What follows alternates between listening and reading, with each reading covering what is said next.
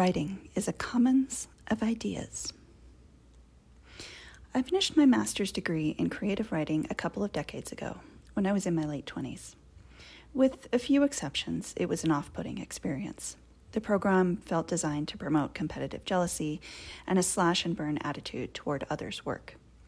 I'm not sure why I stuck with it, except that it was a 10-minute walk from my Boston apartment, and at that age, I still believed it was a necessary step toward becoming a writer, and that becoming a writer was itself necessary, rather than just writing. I'm still friends with two of the people I met there, so it wasn't a total loss. Everything I learned about writing came after that. I eventually met good editors at various publications who taught me how to pare down my wordiness, not a lesson that seems to have stuck, and to really think about what I was saying, to question myself and the conclusions I came to broaden my perspectives. Good writers might be rare, but good editors are far rarer. Those editors taught me to write. More importantly, they taught me that writing a narrative with some meaning for readers is nearly always a collaborative process. This was not something that my master's program ever highlighted, and not something that aspiring writers usually get advice about. It's always, get an agent, get a book contract, get your pitches accepted, not what allows me to do the best possible work.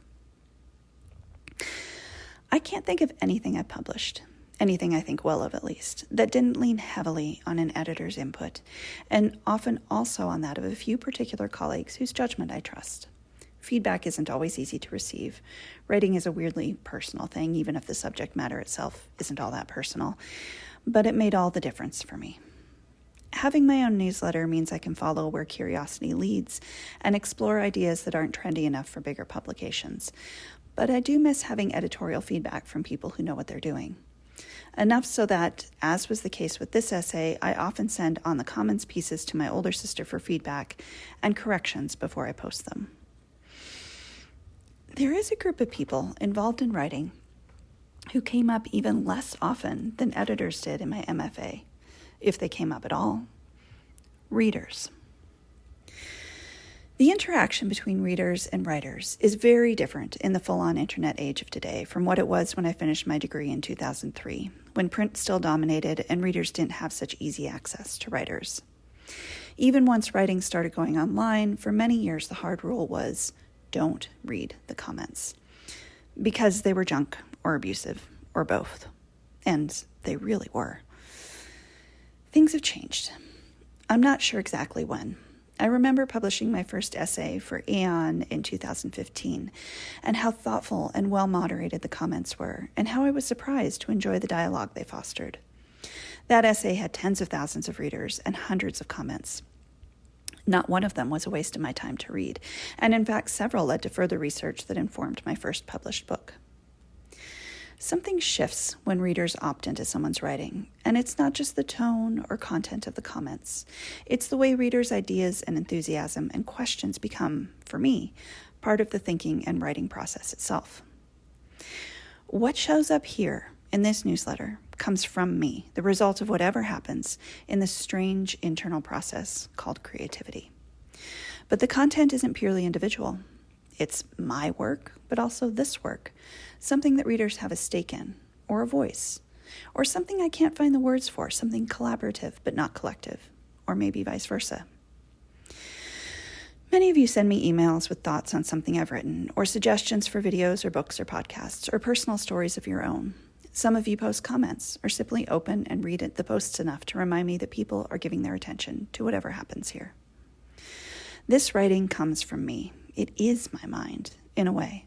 But that mind isn't working in a silent bubble, absorbing books and articles and contemplative walks and conversations and churning out finished ideas. I think about you as I write. My first drafts, almost always written longhand in a notebook, are for me alone. But they can't help but be informed by anyone who's been reading and responding to what's come before. The revision process also happens silently in my head, but it's still a conversation with this group of readers and the world in general. Where does that put ownership of the writing itself? And what changed once I started asking for people to pay for this work, even though there is no paywall? Who owns it? Legally, I do. That's what Substack and copyright laws say, and let me tell you, there's a rich and tangled history behind creative ownership and copyright law. But isn't it all of us? Isn't this an ideas commons too? I can't even claim full ownership of this essay idea. It was Mike Soden of Everything is Amazing who presented the idea of narrative ownership to me as a topic for an essay. When I switched to the paid version of Substack, I decided to make these essays free and shorter pieces paid. That was for a brief period before I removed the paywall entirely, because the some stuff to read, watch, listen to lists I used to include represented about a quarter to a third of what I read, watched, listened to, and took me a significant amount of time to compile. Obviously, all the writing I do here is also work, but those lists were a particular type of work that felt more like easily identifiable labor. I offered the option of a paid subscription for free on request because I didn't want anyone to be shut out for lack of funds. But as time went on, I realized that it was also partly because I wanted people to have the option of opting into something. I've personally unsubscribed from a lot of otherwise good writing, mostly on Medium, because I felt flooded with content I could never keep up with. I don't want to do that to people. Artists of all kinds struggle with being paid for our work. I don't think it's a struggle that we'll ever resolve, even within ourselves, but it's always worthwhile acknowledging that it's there. And that without art being paid for, generally the only people who can afford to do it are the already well-off. You're commodifying art versus then only rich people get to write was an argument we had repeatedly in my MFA program.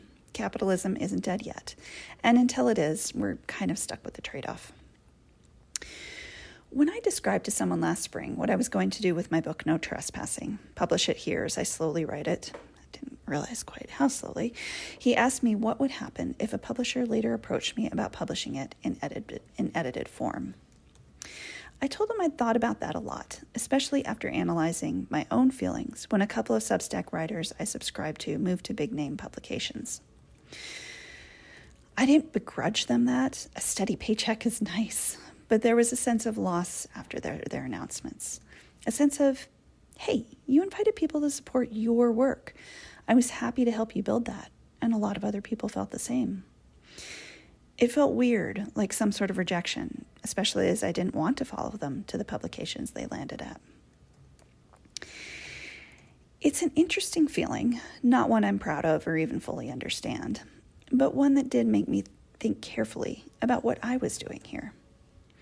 It feels akin to starting a relationship, I think, reaching out slow, tenuous trendles that you can't retract on a whim if you change your mind, not without injuring both others and yourself. Whether you're sharing writing or relationship, each tendril is made of trust, and you can't impulsively walk away from those things without damaging that trust. I told this person that I wouldn't be averse to the idea if a publisher were interested. But there'd have to be something in it for all the people who'd already been supporting this work, financially or otherwise.